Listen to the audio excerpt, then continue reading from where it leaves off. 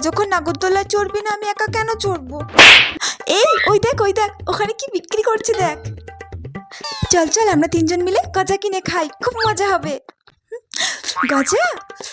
ঠিক আছে চল চল গজা খাবো। চল চল গজা খাই।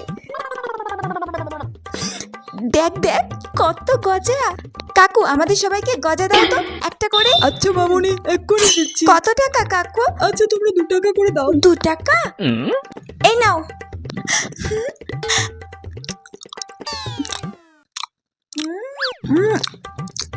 খুব সুন্দর খেতে, খুব মিষ্টি, খুব ভালো লাগছে। বল